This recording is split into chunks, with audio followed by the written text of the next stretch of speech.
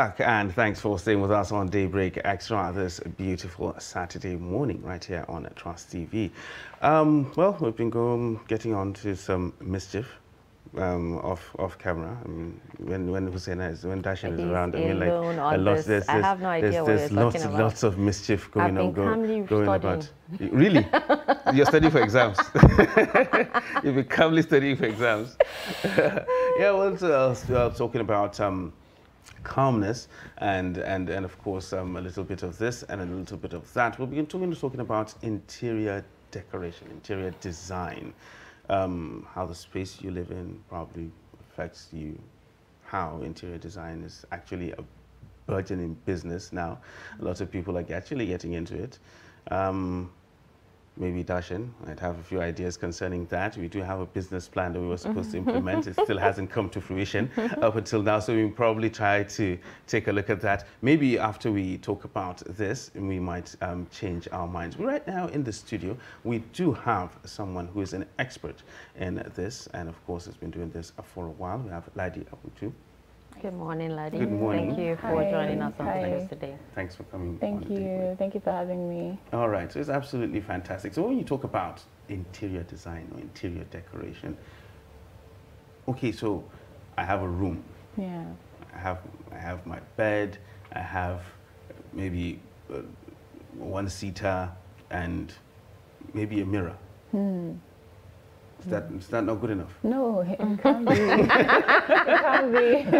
Okay. You know, the wonderful thing about interior design is it just gives name to what we usually already do in our homes. You know, one of the things that we need is functionality in a space. So if you have a space, it has to be functional. You have a one-seater. Yes. And you have a house of maybe 6 people. One-seater is not sufficient for 6 people. You need more seats for 6 people.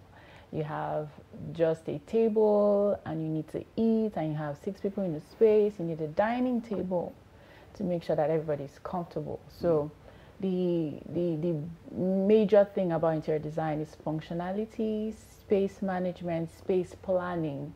You know, where does what fit? How does this, bring everything together? How is everybody comfortable? And how does it interpret your style and design, your personality? How does it show, your personality, your class? So, But why do we need to, show our personality in where we live? Why not just, why can't it be as easy as just, getting the necessities and just putting them in the house and just, whatever happens, happens? Why that is important is studies have shown that where you live, is also a source of inspiration. If you're even observant, you see that most people that are artistic or art inclined have a very unique way they like their space to be, because they feel their space will communicate the kind of life they live, will create inspiration. For example, what do you call these old vintage? Yes. Yes, it's vintage and minimalist. Vintage spaces, minimalist spaces. So you see a lot of people that are art inclined like minimalist spaces because they're very big. They have a lot of space. You have few things in the space, but the specific functions of those spaces are, they are, important to the people. So the reason why that is important is why it can spur inspiration if you're an artistic person. It can help productivity. That's why office spaces, if you even notice, most office spaces really have started, requiring the services of interior designers, because office spaces want to have more contemporary spaces. They want it to have some kind of vibe. So once you enter the space, you can already tell what the space is about, the vibe of the space, and that cannot be achieved without being, without interior design being used in the space. Yes. But some people actually feel, why do I need an interior designer? Why do I need to pay can somebody I do to? myself? Why? Exactly. I mean, like, this is me. This is my room. This is my space. These are my stuff. So I can just arrange them the way I want them. Why do I need to pay someone for that? A lot of people have tried that, and usually it doesn't. You don't get the best, because of course we have local vendors that do similar to what we do. For instance, I'm an interior designer. I'm not a carpenter. I need a carpenter to get my work done, you know. So, but then the idea that I have gone through the process of, you know, being schooled on what interior design includes and is involved in, I can, you know, in a better way, bring everything to perspective, you know, in real terms. I can have a conversation with my client. I know what you want. I can tell from my conversation with you what is required in the space and how you interpret your brief to me. But a local vendor or you might not particularly understand, you might not think through the whole process before you start out. Imagine you buy a sofa and a sofa is like, you know, so massive. It can't fit into the space. But you didn't realize, you didn't even know that it couldn't fit into the space because you saw it in the market and you like it and oh my God, I like it. And then you brought it home and it can't fit. You know, but interior designer will take the measurement and know that, oh, this can fit in here. You have probably a space and you want to just redo. You have like maybe brown sofas and everything. And then you have a purple sofa you saw somewhere. Maybe since it's, you know, a lady, a guy don't like purple. I don't like purple either. You see, so it might just be yellow, for instance, and then it doesn't fit into the color theme that you already have in that space. So you need an interior designer to look into all these details and come up with what works for you. Okay, so what is the difference between interior design and interior decoration? Yeah, so interior design is the more technical side of interior decoration. Interior decoration is just the overhead, just the process of just putting things together, you know, soft furnishing. Okay, I know what works here. I know how this can work. That's basic terms. Anybody can be an interior decorator. But an interior designer is someone that is trained on how to handle space management, space planning, the functions of everything in the space, the science of interior decoration, if you will. You understand? All right, so now in my room, I am the one that put together whatever it is there. So can I call myself an interior decorator now? Yes. Well, technically, you know, maybe. That's, you know, another thing is if you're fond of, you know, those kind of things, you could just say, oh, I think I have a flair for just helping you do this and that and everything. And then that's how interior decoration starts. Okay. You know, I feel every interior designer is first an interior decorator. I see. Yeah, exactly. And then you now do the study, you know, go through. So you just woke up one morning and decided, I want to do this? I've always loved interior spaces. I've always loved nice spaces. So when I come into a room, I want to kind of understand why this was done and that was done and everything. I'm usually wowed by spaces. So after school, you know, I worked for a bit, and because of my kind of creative side, I've always worked in the line of creativity, you know. So when it was time, I'm like, okay, let me see what, you know, let me do something for myself. And then I decided that I just already started doing it pro bono. Okay. Let me you know, put it that way. I already started doing it pro bono. What do you need in your space? I think your space is a bit shabby. Can I just add this for you? And then I just started. And then eventually it became, oh, you can actually become an interior designer. I was like, oh, okay, I didn't know it was a thing.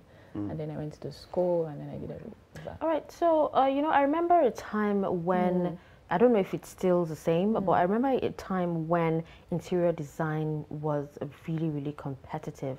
Everybody wanted to be an interior designer, and myself included. That was why, you know, I was discouraged. Do you understand?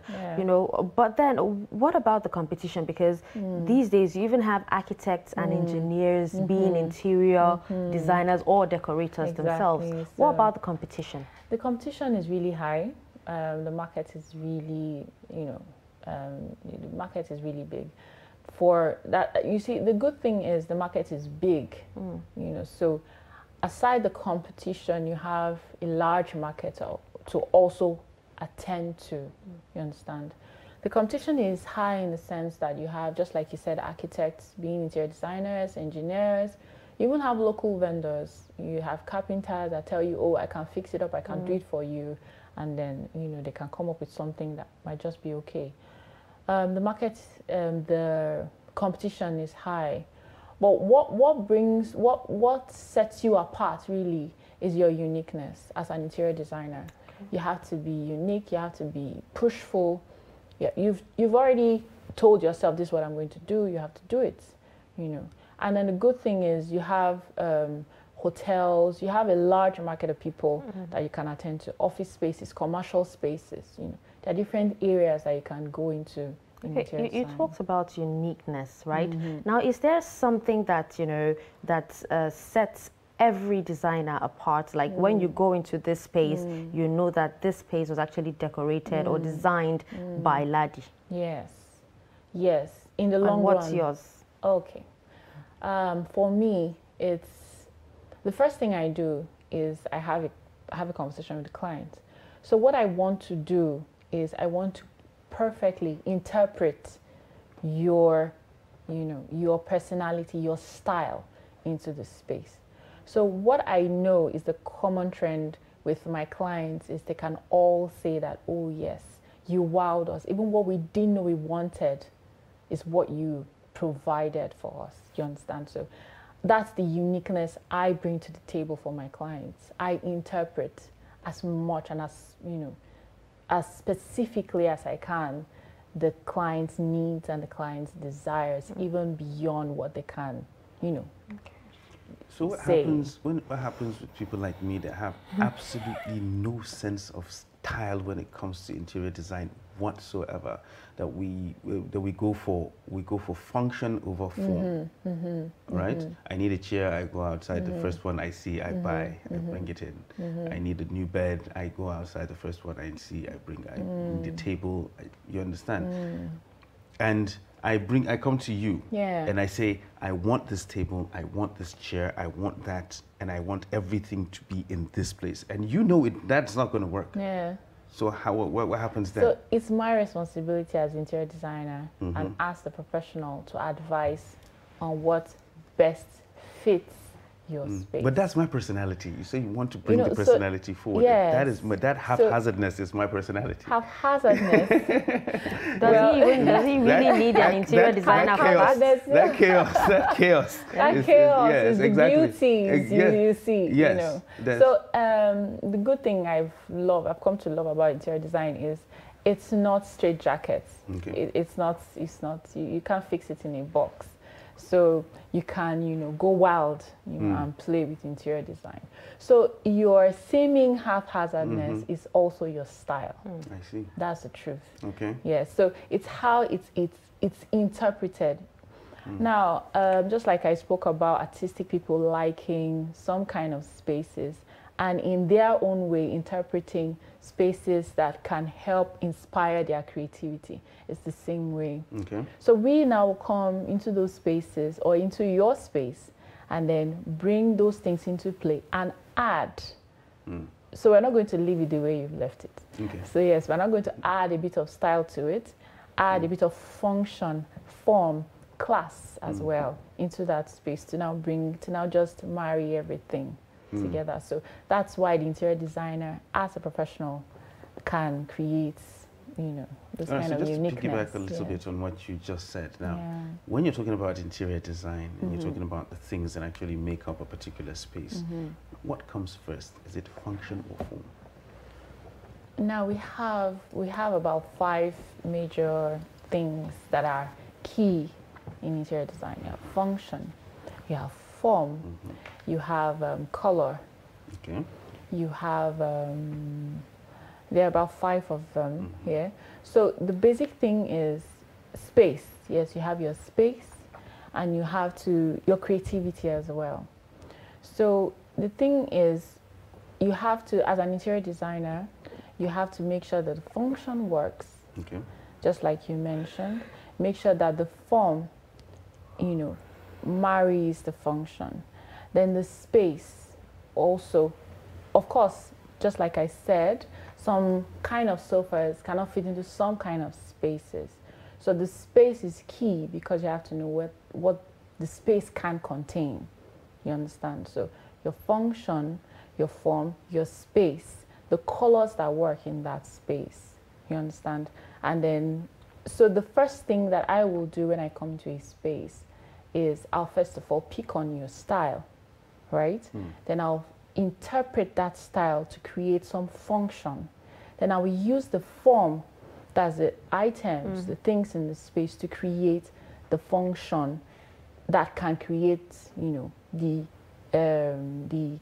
the free flow in that space. Okay, so what about small spaces? For example, Yeah. a one-room apartment. You know, how do you design small spaces? Yeah, small spaces. Or do you think they don't need? No, they you know, do. They do. Okay. They do. It's the same thing, just like we discussed about function, form, Okay. you know, and all those kind of things. So one of the first things you have to do is what can the space contain, and then what is important in that space. Okay, but what clients do you like to work with? That's a good question. Now, interior design, I like to work with clients that know what they want. You understand? You have an idea of what you want. Then I like to work with clients that will allow me, you know, also be creative in coming up with a design that will best fit your space. So you tell me what you want, you've explained what you want, and then you allow me to just come up with designs that will help, you know, create some, you know, magic in that space. So you don't like a situation whereby you just have a client and he'll show you a space and say, go crazy? Yeah, That's what you want. that's what I want. Yeah, Allow me. I have absolutely no idea what I want. I just have this space right now and I know I want to use it for something specific. I don't have any idea what color I want. I don't have any idea how I want the space to be arranged. I just bring you in and I say, knock yourself out. Yeah, that's amazing. I like the idea of being free to do that. But I have to also take time to find out what works for you, because I can't go crazy. You know, the mistake we make sometimes, and I have made those kind of mistakes as well, is why I say at least have an idea what you want, is you created a space, you've come up with a wow idea, and it's miles apart from this person's personality. You know, for instance, maybe you don't like black. You're a guy, but you don't like black. You don't like dark color tones, and your color line is a white. Okay.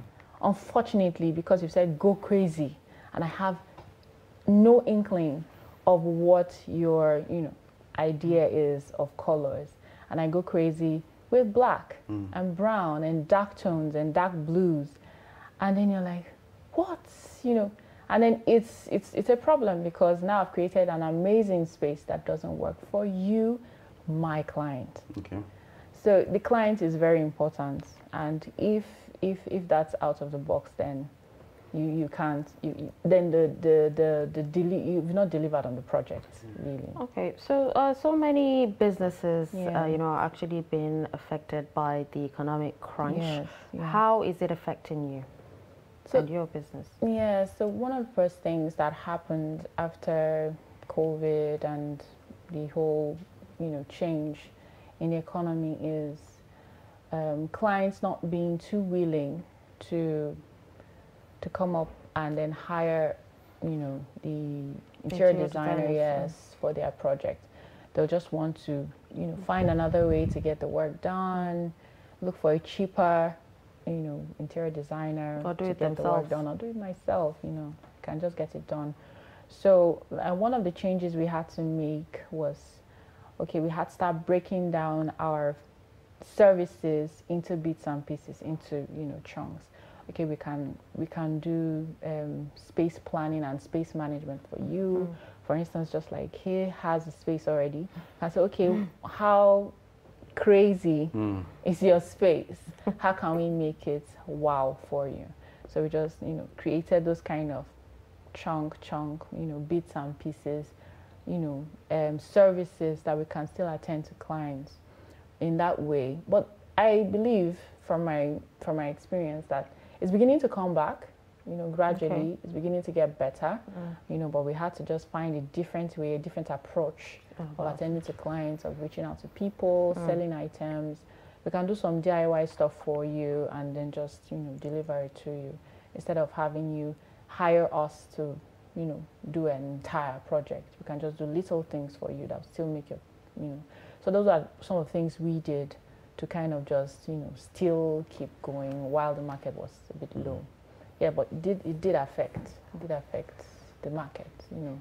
So do you need some kind of special training if you want to do something like this? So I could just wake up one morning and say, okay, fine, I feel I'm creative enough. I can do this. I'm going to put this couch here, put that table here, put that rug here. Yeah.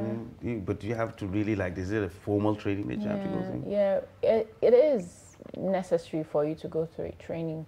But here in Nigeria, it's not, nobody requires it of you, so long as you're good at what you're doing or you're putting out there. You know, nobody will go back, okay, where did you study? What did you know? And all of that. But it's good for you as an interior designer because you get to a point where you just can't, you know, deliver on your project anymore because the basics are important. You know, an interior design is actually a cut out from architecture. So architecture in itself is the broad picture. It's like the mom of interior design. So you need to know the basics. You need to know the measurements. You need to know the spaces, how to even draw your plan, how to come up with 3D designs. You need to have that going. If you just, you know, jump at it and then start out, you might get to a point, you might just encounter a client that requires that kind of professionalism and you don't know what to bring to the table. So I will advise, if anybody wants to go into it, there are a lot of schools now in Nigeria, in Abuja, that are into, that teach interior design, and most of them are run by architects. So you're getting what you want, you know, from the job, for the job that is required, yes. So I would advise that you do that, yeah. All right, well, it was an absolute pleasure, you know, chatting with you on Daybreak Extra this morning, Ladi Abutu, Abutu, right? Yes. Yes, interior designer. Thank you so much for, you know, gracing us with your presence here. Thank you for having me. All right. All right, with this, we'll take a quick break, and when we return, we have more guests to interview. Do stick around.